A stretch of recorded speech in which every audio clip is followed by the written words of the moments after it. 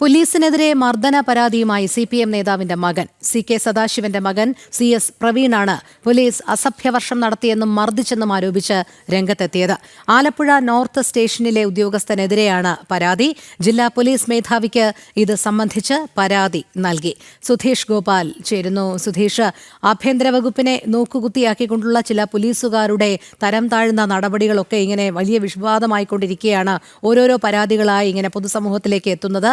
പരാതി നൽകിയിട്ട് പോലും ഇതുവരെ ഒരു നടപടിയും തുടർന്ന് സ്വീകരിക്കാത്തതാണ് ഏറെ ആശ്ചര്യപ്പെടുത്തുന്നത്. ഇപ്പോൾ നിലവിൽ CPM നേതാവിന്റെ മകൻ CK സദാശിവന്റെ മകൻ CS പ്രവീണാണ് പോലീസിനെതിരെയുള്ള ഒരു മർദ്ദന പരാതിയുമായി രംഗത്തെത്തിയിരിക്കുന്നത്. എന്താണ് ഇതുമായി ബന്ധപ്പെട്ട കൂടുതൽ വിവരങ്ങൾ? രോഹിണി, ഇത് മുൻ MLA കൂടിയായ CPM നേതാവ് CK സദാശിവന്റെ മകൻ പ്രവീണാണ് ഇത്തരത്തിൽ പരാതിയുമായും പരസ്യ പ്രതികരണവുമായും രംഗത്തെത്തിയിരിക്കുന്നത്.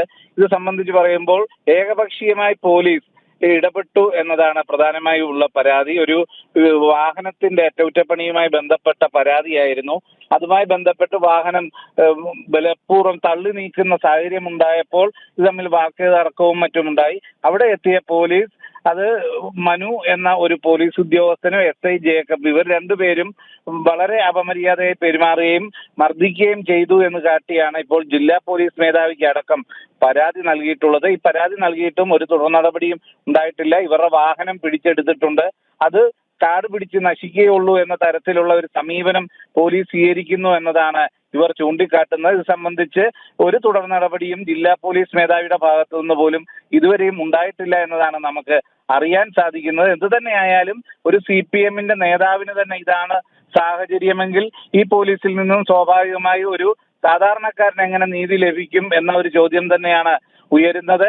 ഇത്തരം നിരവധി പരാതികൾ സംസ്ഥാനത്തിന്റെ വിവിധ കോണുകളിൽ നിന്ന് വരുമ്പോൾ ഒരു മുൻ CPMന്റെ MLAയുടെ മക്കൾക്ക് ഇതേ സാഹചര്യം ഉണ്ടായി എന്ന ഒരു പരാതി ഉയരുക കൂടി ചെയ്യുമ്പോൾ ആഭ്യന്തര വകുപ്പ് എത്ര കണ്ട് പരാജയമാണ്.